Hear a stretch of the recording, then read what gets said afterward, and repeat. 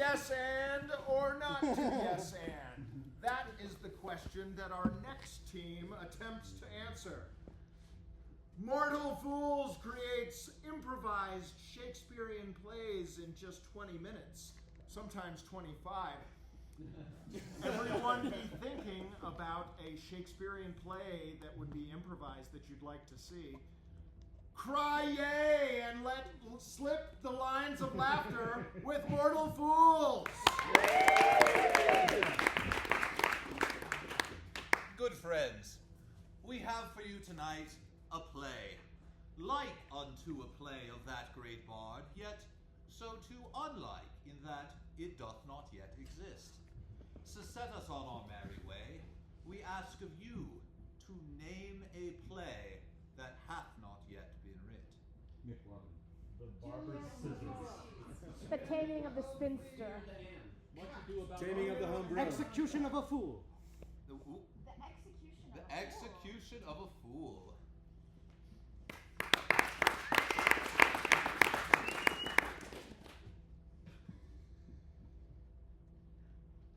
Good king, thou hast been quite out of sorts as of late, yet all is well in this thy kingdom.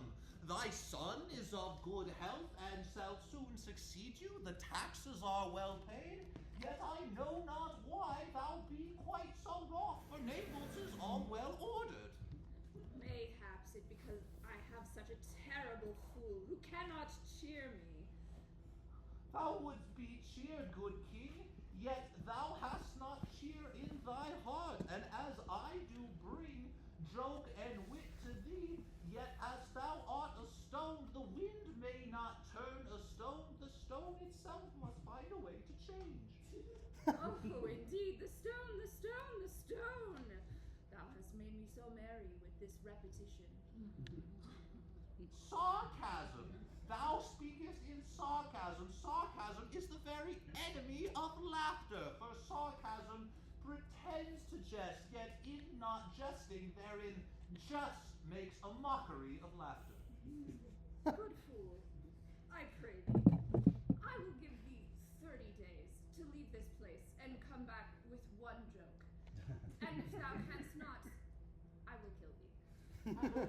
Thou art a cruel master, yet thou hast had me at thy service for nigh on 20 years, and I was thy father's fool before thee. Therefore I shall find a joke to make your head turn, else my head shall be yours. Indeed, do so. I do not believe he shall.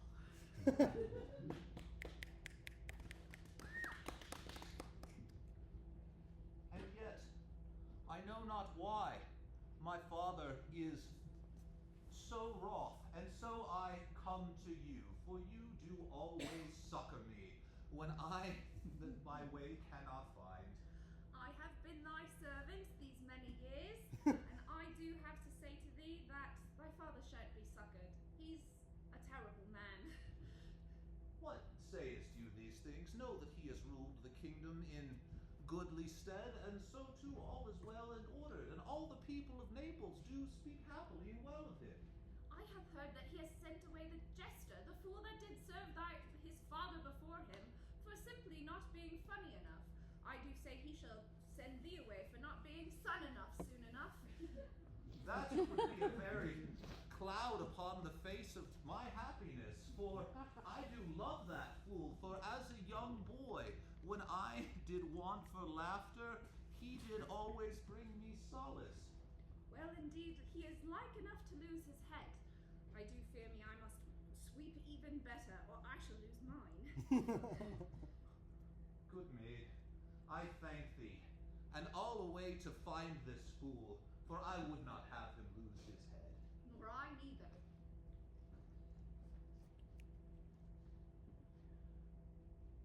And now throughout the woods I go, ere I look for the perfect joke, wherein the king may find his mirth. For a man without mirth is a sad and terrible thing, and so too would be a sad and terrible thing that I were to lose my head. But look, Indeed. What art thou? know that I be the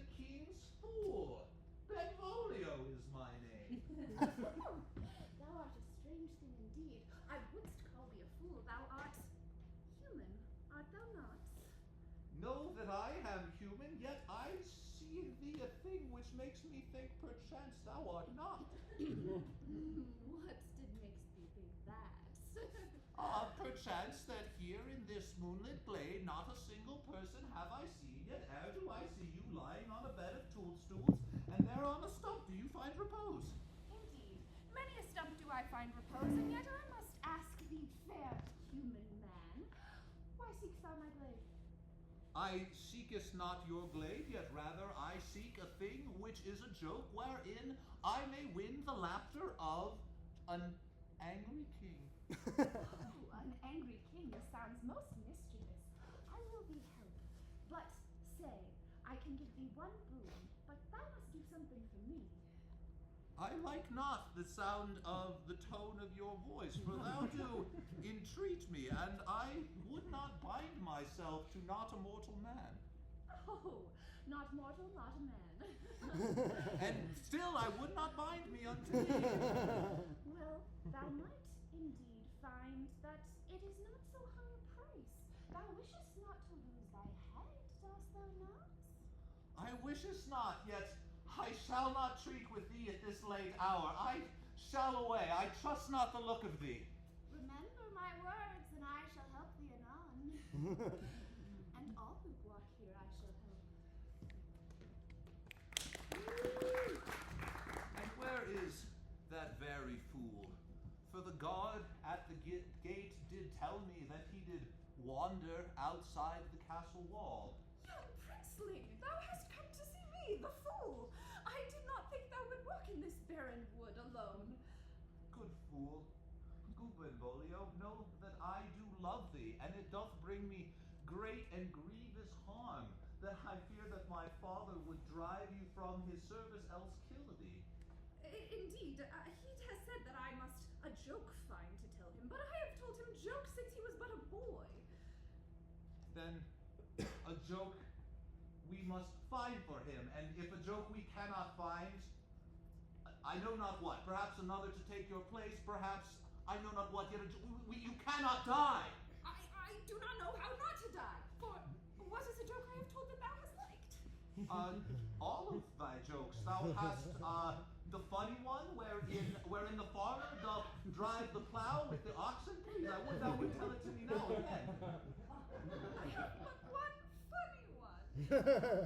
That no. No. Thou art kind, and kindness is perchance the best thing. Thou art kind, and thou art what? Thou art not appearing funny in this. But thou hast said I am not appearing funny in anything. Thou hast said it thyself. How will I become funny in but a fortnight when apparently I have not been so my entire life? I think perchance the arrow that thou dost send afield does fall afar of the mark, and rather we are not find on how they might find the world's funniest joke, yet how in another may die in your place. Nay, good sir. I have met a lady or a gentleman, I know not, in this wood, and they did say to me they could give me a boon. I wish not another to die in my place. 'Tis cowardly, and if I am but kind, I would not lose that. Gentleman you found in these woods who could grant you a boon? Pray tell, who was this gentleman? 'Twas a fairy thing, methinks. Fool, thou art truly foolish in this hour. Fairy has not been seen round Naples nigh unto 100 years. I do say that you shall see it. I shall bring thee to their grove. Come this way, anon. I shall, though I doubt very much what we shall find.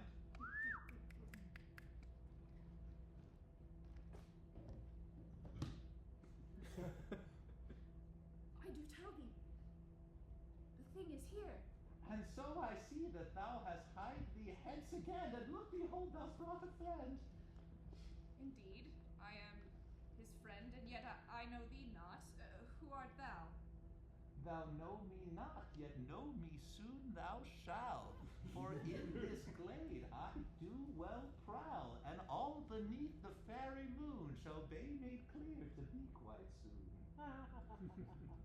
Thy friend speaks only in rhymes. 'Tis not a very merry friend. Art thou going to help him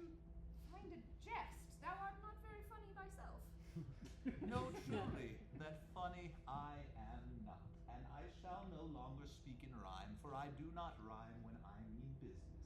And I came here to make business with thee, for thou wouldst the funniest joke in the world tell.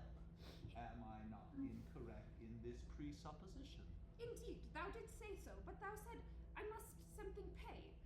What must I pay? I have not much. I am not very funny, so I might not win my work, but I have these clothes. Thou think I would garb myself in mortal garb, and with thy filigree bedeck myself?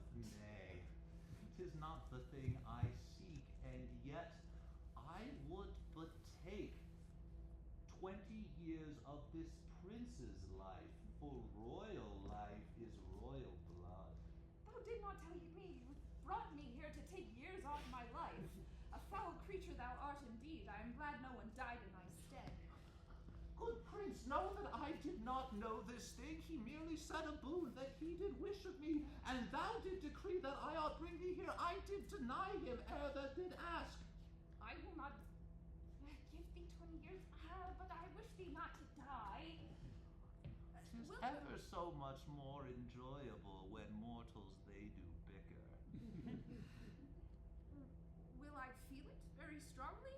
Will I be made weak? Nay, thou shalt not feel a thing, yet merely thou shalt breathe thy breath into my hand, and taking same said breath shall I consume it like a dainty vintage. And what promise have we that you then will give us what we want? How do we know the joke is funny if thou art telling it?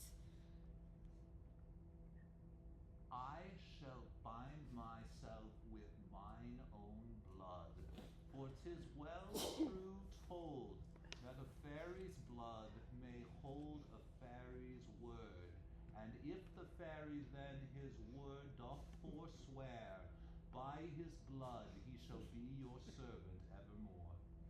I like not that. But, good prince, I will not make thee do this thing, but if thou art willing, I should rather do like my head. I would not do this thing, yet, as thou art not a funny fool, yet still I do love thee. This thing I would do. Very well. Then blow yet into my hand, and I shall give thee something that thou shalt want. Good prince, know truly that I do not ask thee this, but if thou wouldst do it for love of me, then I would love thee evermore. Good fool, I do love thee. Foul fairy, though I may not love thee, still my breath thou may take. A lovely thing, and I shall dine on it later. And in thine ear I shall tell thee the funniest joke in all the world. Come hither. I feel a coldness in my very soul, yet hope this joke shall warm me. It is only thy life. Ah? And now the promise which thou did make, for my life is thine, yet thou didst speak that thou wouldst a drop of fairy blood, this promise for to the circle there complete. Thou hast it laid upon you. Take only one. So to a vial. A single drop. Be not greedy. The deal's made. Indeed, get thee hence, and see if thou feelst anything strange. And so I then away from fairy glade. And I come too. Thou must tell me the joke.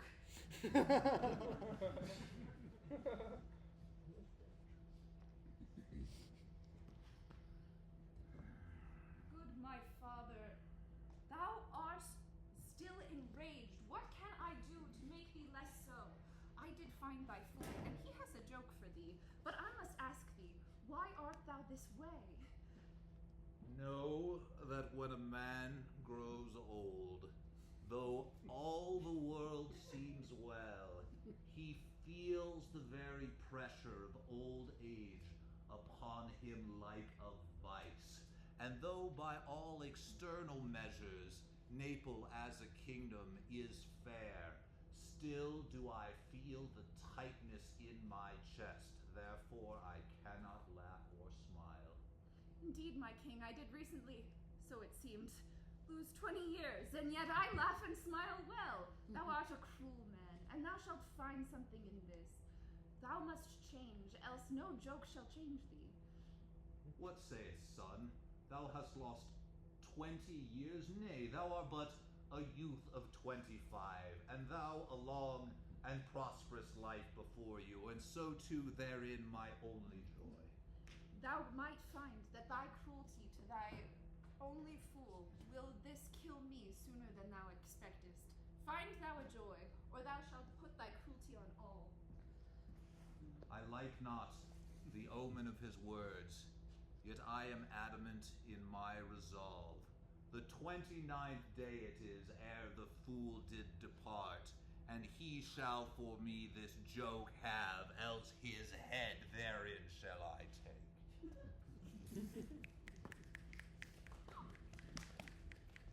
I do hope he likes the joke. It did come very dear. But I do fear me I am loath in the telling. I did always think I was quite a marvelous laugher, and a marvelous teller of jokes, though it seems me the king thinks not so. We shall see, for here he comes. Good fool, good fool. I have in a good mood today, for one of two things that I shall enjoy shall come to pass. Thy good humor does not befit thee. I shall tell thee a joke, but 'tis the best joke in all the world, so it is only for thine hearing. Ha! Ha! Ha! And yet I laugh against my will.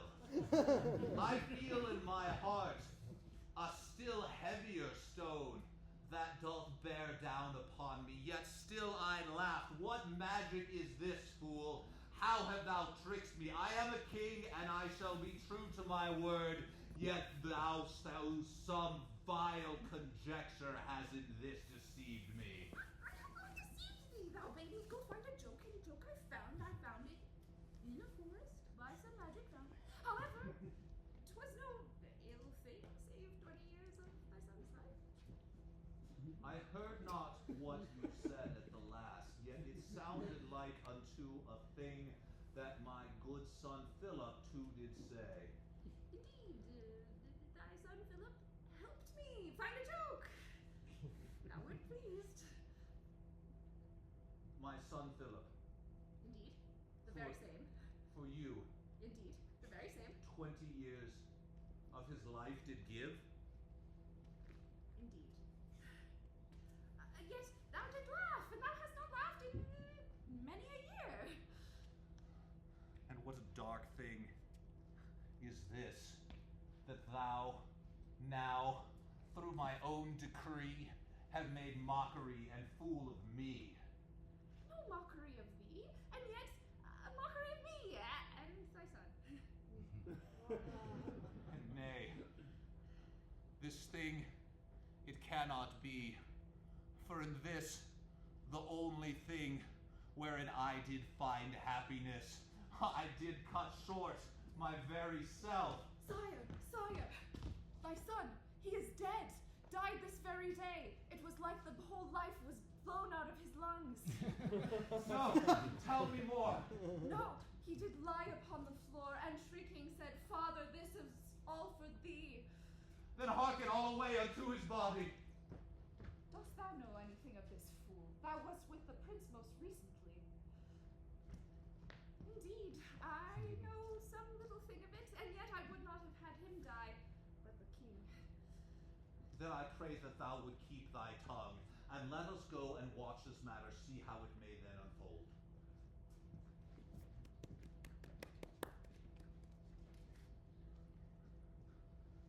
And what is this?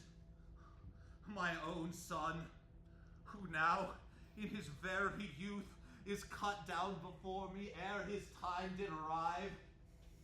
I did not wish for this to happen, good king. King, I thought he had more than 20 years left. Nay, what foul fairy curse is this? And now I am the fool. And as a fool, I do feel the walls closing in around me.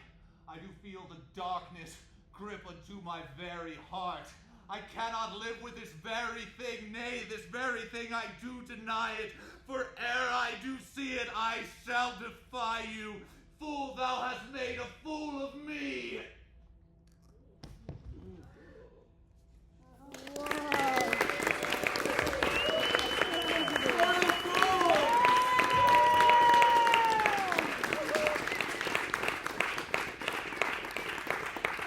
Let's hear it one more time for all of our groups.